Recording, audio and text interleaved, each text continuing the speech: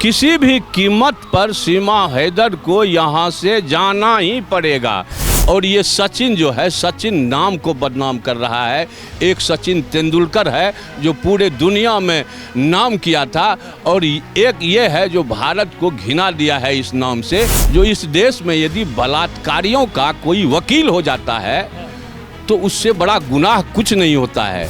क्योंकि अधिवक्ता शब्द को जो है ना, ये घिनौना बना रहा है एपी सिंह, और इस एपी सिंह के कारण अभी तक सीमा हैदर यहाँ भारत में पेंडुलम बन के लुघर रही है। तो इसे भेजा ही है, जान का खतरा क्या है, तो जाओ मर जाओ पाकिस्तान में, हमारे हिंदुस्तान में तुम नहीं मरो। नमस्कार, आप देख रहे हैं सौगंध टीवी में आपके साथ शिवम चौबे। जिस तरीके से सीमा हैदर का मामला तेज़ी पर है, कहीं ना कहीं गुलाम हैदर किसी भी वक्त भारत की सरजमी पर होगा और कहीं अपने बच्चों की कस्टडी लेने को जा सकता है।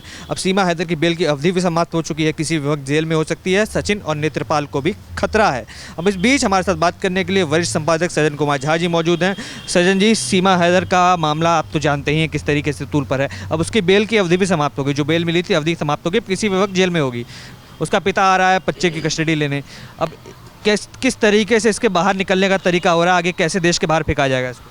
देखिए, ये सीमा हैदर का अब कोई सीमा नहीं रहा, ये सब सीमा को पार कर चुकी है। अब इसे अतिशीघ्र भारत से विदा लेना ही पड़ेगा। किसी भी कीमत पर सीमा हैदर को यहाँ से जाना ही पड़ेगा। इसके लिए इसे कोई माफ़ नहीं करेगा। सरकार भी लगा हुआ है जो इसे अविलंब विदा किया जाए, और इसका जो गार्जियन है, जो पति है, वह भी आ रहा है, तो अपना बच्चा के साथ इसे ले जाएगा।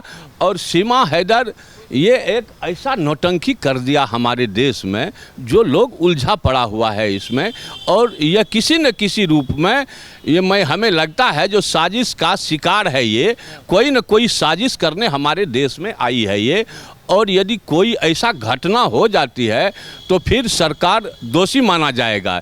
इसलिए मैं सरकार से अनुरोध करूंगा, जो सीमा हैदर का कोई सीमा नहीं रहा है, इसे अविलंब से अविलंब विदा किया जाए।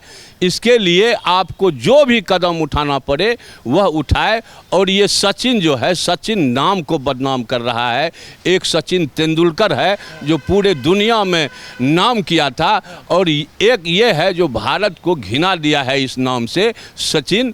और इसे तो भारत के लोग मार मार के ठीक कर देगा, नहीं तो जल्दी विदा करे ये सीमा हैदर को। अब इसका जो है ना, कोई लेखा जोखा नहीं होनी चाहिए और कोई बात इस पर नहीं होनी चाहिए। इसका जो अधिवक्ता है वो टाइप है, एकदम वो टाइप है।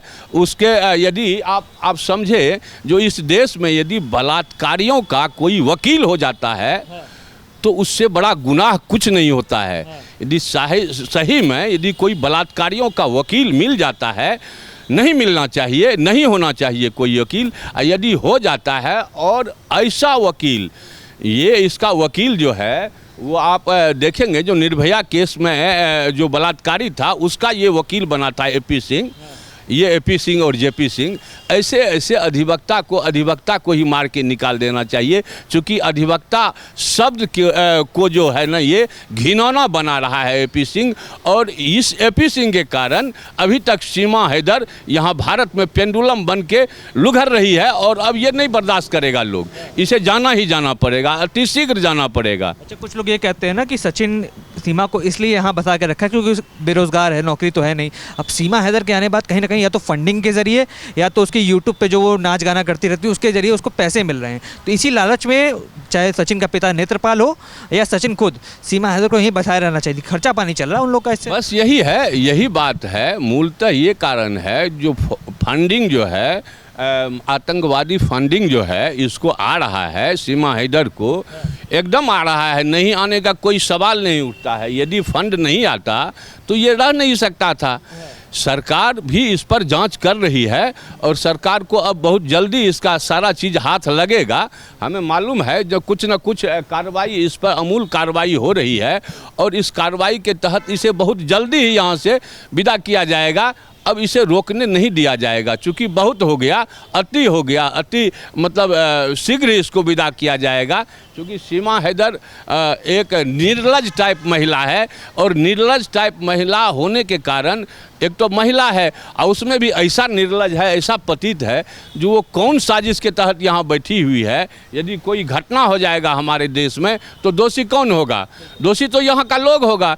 इसीलिए मैं कहूँगा, चाहूँगा उसके इर्द गिर्द जो भी आसपास में लोग फटकते हों उसे मार के यहाँ से विदा किया जाए।